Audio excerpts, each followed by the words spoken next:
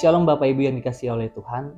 Judul renungan kita hari ini adalah melakukan perbuatan baik. Mari bersama-sama kita lihat dari Matius 5 ayat 16.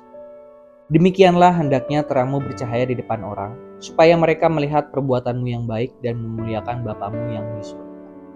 Terang yang kita miliki berasal dari Kristus, karena kita telah diselamatkan oleh salibnya, sehingga Kristus hidup di dalam diri kita dan akhirnya kita dapat menghasilkan terang. Atau mungkin saya bisa sebut bahwa terang yang kita miliki karena kita memiliki Kristus di dalam diri kita.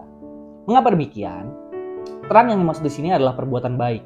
Oleh sebab itu, Yesus berkata bahwa hendaknya perbuatan baik itu dilihat oleh semua orang dan memuliakan Bapa kita yang ada di sorga.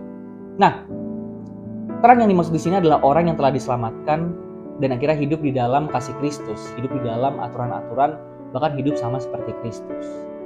Mengapa demikian?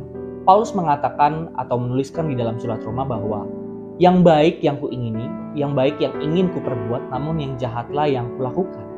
Oleh sebab itu Paulus ingin menekankan bahwa kita tidak dapat berbuat baik jika Kristus tidak ada di dalam diri kita. Seberapapun kita mencoba berbuat baik, namun kejahatanlah yang kita hasilkan di dalam hidup ini.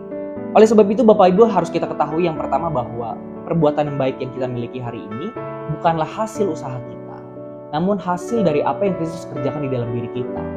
Oleh sebab itu Paulus di dalam surat lainnya mengatakan bahwa kerjakanlah keselamatanmu. Kerjakan keselamatan di sini yang artinya adalah kita harus berbuat baik. Apa yang Tuhan kerjakan dalam hidup kita, haruslah kita kerjakan atau kita berikan juga buat orang-orang di sekitar kita. Lalu apa perbedaan perbuatan baik yang dilakukan oleh kita yang telah diselamatkan oleh Kristus, hidup di dalam Kristus, dengan orang-orang yang tidak memiliki Kristus atau tidak hidup di dalam Kristus? Kita akan melihat bahwa ternyata perbuatan baik yang kita miliki tidak dipengaruhi oleh keadaan sekitar, tidak dipengaruhi oleh keadaan-keadaan jahat atau keadaan-keadaan sulit yang dilalui oleh manusia di zaman akhir ini. Berbeda dengan orang-orang yang mungkin berbuat baik karena mungkin mereka ingin mendapatkan imbalan, mereka juga mungkin berbuat baik karena sebuah peraturan. Intinya adalah bahwa perbuatan baik kita hanya dipengaruhi oleh Kristus yang hidup di dalam diri kita.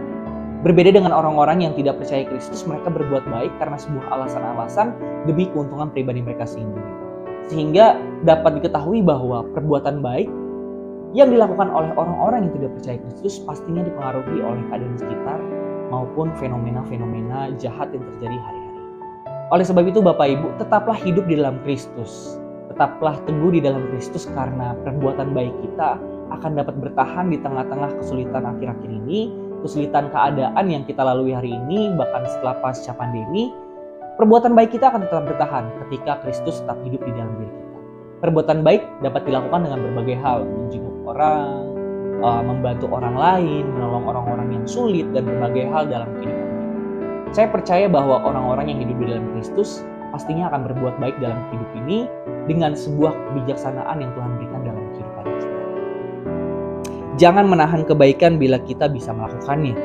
Melakukan perbuatan baik merupakan kesukaan bagi kita yang hidup di dalam Kristus. Tuhan Yesus memberkati. Shalom.